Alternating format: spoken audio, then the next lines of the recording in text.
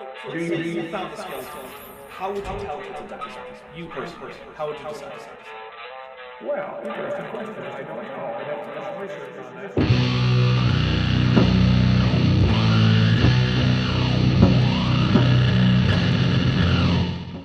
Hey there YouTube, the Dapper Dinosaur here. Today I have two people to thank. Vice Rhino for providing me with the image of nicely laminated rock I used for the thumbnail, and Alyssa in Oz for the picture of a Ceratosaurus playing lute, which her mom sent to me on Twitter, and yes, Alyssa was using her toy Ceratosaurus as Dapper Dino, which is possibly the coolest thing I've heard in years. Unfortunately, we now have to get back to Creationism and Dr. Tasman Walker, who is going to misinform us about more geology. So, a large catastrophe is evident, but James Hutton had blinkers on and decided that he wasn't going to recognise it. And you know, it's interesting, I think, did I mention about these eperic seas during the Cretaceous, these seas which covered large areas of the continents? Ah yes, the Western Interior Seaway in North America, characterized by shallow water deposits including chalk, which cannot be the result of a flood. Interestingly, both above and below these marine deposits are terrestrial deposits, which flatly rules out a global flood as an explanation for all those strata. And it's interesting, Derek Ager, one of the things in his Nature of the Stratigraphical Record, he talks about the persistence of facies as one of these surprising characteristics of rocks on the continents of the world.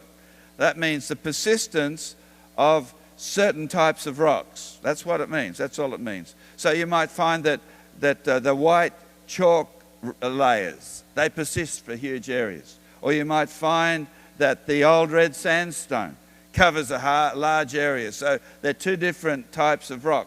The chalk is one type, the old red sandstone is another type. And he says this, at certain times in Earth history, particular types of sedimentary environment were prevalent over vast areas of the Earth's surface. So here we've got mega catastrophe, mega processes. No. The geographic extent of a depositional environment tells you nothing in itself about whether it was caused all at once by a catastrophe. A shallow sea that persists for 50 million years can result in a huge area of similar rocks as sediment is slowly washed into it from surrounding areas. That's just a non sequitur. You see, today, different environments are fairly localized. You know, you have a beautiful environment here in northwest, in Washington here, but if you go a little bit to the east, the environment changes. It becomes quite dry. And so if you go to the south, the environment changes. If you go into the ocean where the sediments are being deposited, different environment. So it's all very close together. First, these areas are not uniform in their composition.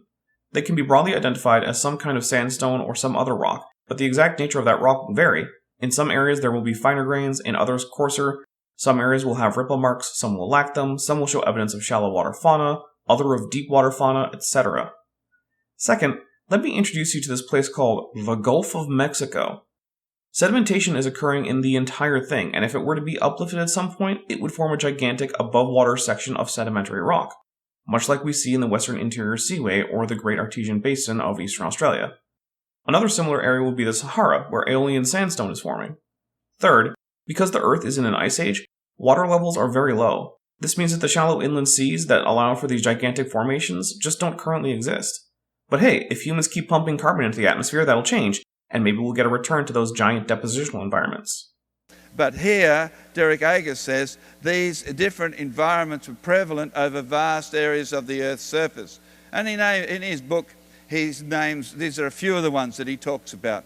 The Upper Cretaceous chalk layers over huge areas. The Ergonian limestones covering huge areas of the continents. The coal measures. They also cover large areas of the continents. The old red sandstone, the basal Cambrian quartzite. So you've got these particular, something was happening during Earth history which made these rocks cover a large area. Yeah, that something is that sometimes large areas had similar environments. You can see such areas today. Look at the Sahara or the United States east of the Mississippi. One is basically an unbroken forest but for urbanization, and the other is a vast desert. Assuming humans don't change that, in millions of years, those areas would have a huge area with similar geology. That also happened in the past. So what was happening in the past is basically what is happening now. Large areas can be similar. And so here we're talking about mega catastrophe. And we see it at Grand Canyon. No, we absolutely do not. And this is one of the really cool maps that you can get from Grand Canyon, the cross-section of the area. And this is the canyon here. This is just the canyon. It just looks a tiny little notch in this diagram. And I've only included part of the diagram, and the diagram is vertically exaggerated so you can see it.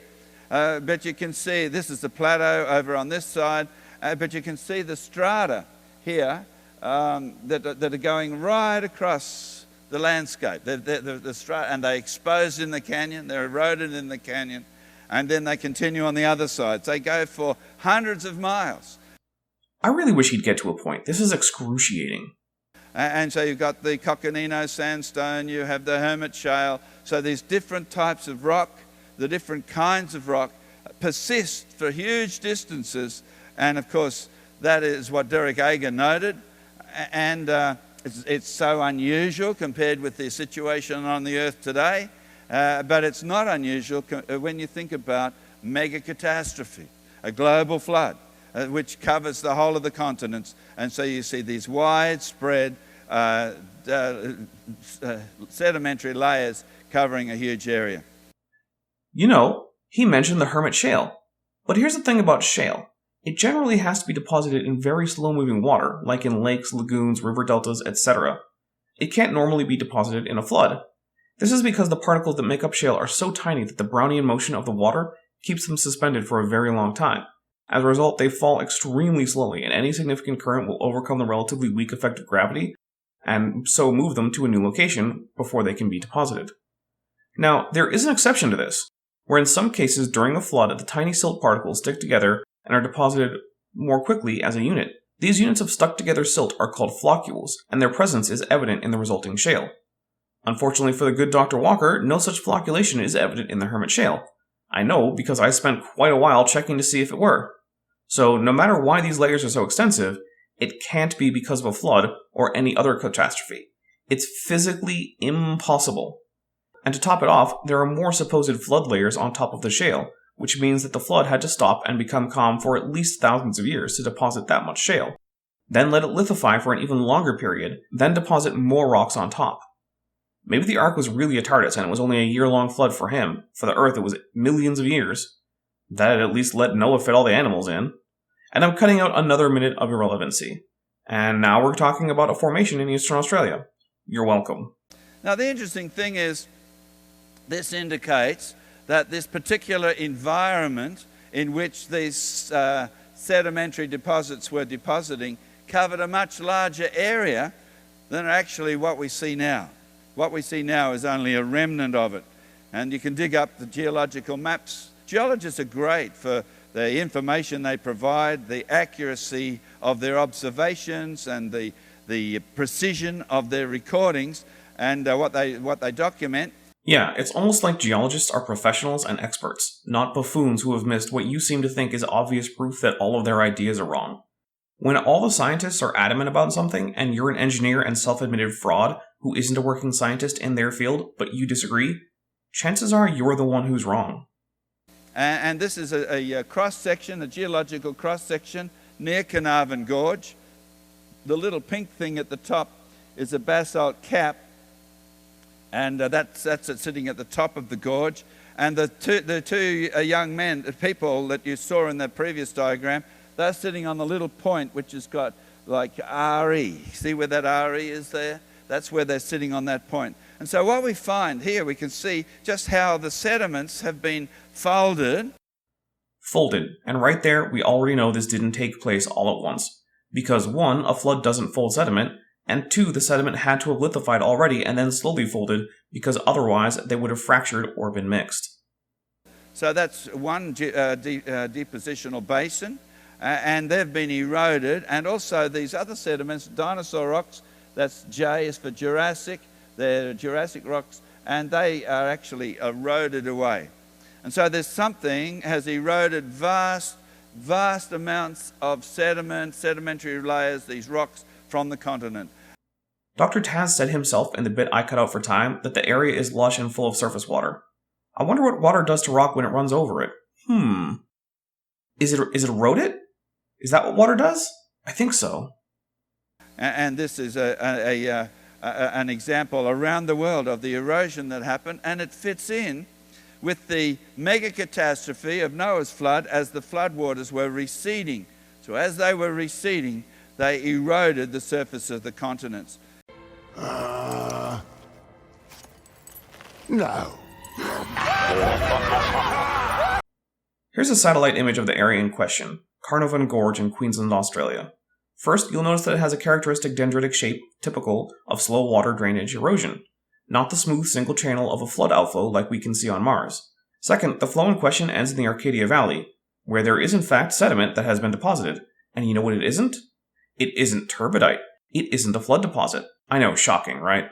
The admitted academic fraud was dishonest about geology. And so when we look at the sedimentary layers, that's just a remnant of what was deposited at the end of the flood, or as the floodwaters were reaching their peak, and it covered, as the Bible says, every high hill under the entire heavens were covered. And so this would have included sediments around here, but they have subsequently been eroded away. Except, like I've said over and over, erosion in one place is deposition in another, and there is no evidence of the deposition that Dr. Walker is positing. Now, in the middle of our country, there's a famous rock called Ayers Rock. It's also the local indigenous name is Uluru. It's a sedimentary rock, and it actually extends for a long way underground. And people travel from all over the world, and they come in their coaches and sit out at sunset to watch the sun on the Ayers Rock as it goes down. Now, it's interesting that the sedimentary layers are made of a sandstone, there's a number of features about it which point to catastrophe, that it was laid down catastrophically. One is the fact that the material, the various grains of sand that it's composed of, is of large and small grains mixed together, what's called poorly sorted, and that indicates that there was not a lot of time for movement of water to sort the grains into their different sizes. Rather, it points to rapid erosion, transport, and deposition. Actually, it points to a shallow alluvial deposition in an alluvial fan or river delta, where the depth of the water is insufficient to sort the grains. If it had been deposited all in one big event with the liquefaction of the sediments, the conglomerate would be graded, and the biggest sand particles would be at the bottom, like we saw on the basal conglomerate at Sicker Point, which Dr. Walker has already brought up. So that's the grain size being poorly sorted. Another thing is that the grains are angular, again indicating that they were not rolled around and into sort of rounded grains, but again rapidly deposited. That doesn't mean they were rapidly deposited. It means they were rapidly transported to the deposition site. There's a difference. Rounded grains are the result of spending a lot of time in the water, which tends to happen in streams and rivers that are long, but if a short river deposits grains, they will be less rounded, just because they spent less time in transit to the deposition site. And once deposited, they will be protected from further erosion while lithification occurs. And a third thing is that the grains not only include quartz, but they include some feldspar, which is broken down when it's exposed to the environment, and yet this rock is nicely exposed. Feldspar makes up more than half of Earth's crust by volume. It is one of the most common types of mineral there is, and it doesn't just magically decay away when exposed. The fact that a sedimentary rock contains chunks of the most common mineral on Earth means absolutely nothing. So this is a little diagram showing where Ayers Rock, where Uluru sticks out of the desert. Have you noticed how all of the other diagrams so far have been neat and professional looking, like they came from a geological survey done by pros? But this diagram looks like a 10-year-old drew it with a mouse in Microsoft Paint? Yeah, there's a reason for that. It's because this is something Dr. Walker or one of his associates made up. I know it's made up because it shows a vertical extent for Uluru under the ground. But the vertical extent of Uluru is unknown, and given that the site is now closed to the public out of respect for the indigenous people to whom it is sacred, it's possible we will never know the vertical extent of Uluru under the surface. So now, besides Dr. Walker admitting to be a fraud, we have a fraudulent diagram. Nice. And here it is, just a little bit sticking out, and a lot of it is underground, and you can see that there's been a lot of faults and movement of the rocks after they were deposited, a huge pushing around of the surface. And not far away from there, where this rock is exposed, just within 20-minute drive, you can see these rocks from Ayers Rock. This is called the Olgas. When you drive down here and go for a walk in between some of these heads which stick out of the desert, and these are some 1,000 feet high, something of that order, 800 feet, 1,000 feet. When you walk in, one of the surprising things is you find that this whole thing is composed of very large boulders, which have been rounded, and it looks like they've been carried along by water in a river. Maybe there are a lot of faults, maybe not. But I'm not going to take his word for it when he shows an obviously made-up diagram as evidence. And it must have been a lot of water to be able to round such large rocks like this. And when you look at the edge, you can see here you can see the whole exposure is made up of rounded rocks, a conglomerate. And not only are they just rounded, but they all tend to point in the same direction. You might be able to see that they have a certain orientation, and so that the geologists call this imbrication, and it gives an idea of the way the water was flowing. And again, this points to a lot of water, and it points to a high energy and very thick deposits depositing this stuff. So we're talking about mega catastrophe. Okay, so for Uluru, having sharp corners for the constituent material meant it was deposited quickly. Let's see what rounded rocks mean for the Olgas. Now, in that area where these two tourist icons are found, it's a little basin, they call it, an Amadeus Basin, which is, many hundreds of miles wide and a couple of hundred miles high, this basin. And this basin has got lots of sedimentary rocks which are laid in it, and you can look again up a normal geological map which is available, and you can see that the sedimentary layers run along and then they're tipped up vertically. Can you see that? So there's been a lot of energy, a lot of movement which has tipped these things up, and you can see that the layers of rock are fairly flat, fairly even, and then tipped up. Of course, sharp rocks mean mega catastrophe global flood. Rounded rocks mean mega catastrophe global flood. Heads I win, tails you lose. Do I really have to say anything else? And where they're tipped up and they're exposed, and you drive through the countryside there, well, that's where you can see how they've been shaved off. A lot of material has been shaved away. And the countryside is quite flat, pointing to something which has taken these things off. So what? The flood got underneath the ground and pushed the rock up? What exactly is the proposed mechanism here? And when you drive through the countryside, you can see where the rocks are tipped up, that they're sitting almost vertical, and you can look along them. You're actually looking along the sedimentary layers as they were deposited. Yeah, erosion. And erosion, even over a large area, doesn't automatically mean global flood. Now, the interesting thing is when you look at some of these layers, there's a sediment which is composed of sand that's been welded together or cemented together with quartz, forming a quartzite. It's called the heavy tree quartzite. And can you see it forms various layers, and you can see that the quartzite has got these cross beds in it, indicating that it was deposited under flowing water, and that's the thickness of the strata. And this little diagram indicates something as to how it forms. Well, I have to admit, this is an absolutely awesome picture. 10 out of 10 for a picture that should make you think rocks are cool. But I think that's where we're going to leave it off for now. Don't worry, there's going to be more. I have at least one more episode, potentially two. So, if you liked this video, remember to hit like, and let me know in the comments what you liked about it. If you hated it, hit dislike and tell me why you didn't like it. If you haven't already subscribed, please go ahead and hit the subscribe button, and remember to hit the bell icon so that you're always notified when there's more Dapper Dino. I'm the Dapper Dinosaur. Thanks for watching, but before you go, I'd like to thank my patrons, especially my $20 and above patrons, Van Tovend, Ian Chen, Speed of Sound, Chris Love, Henry Hutanen, and Bob Knob.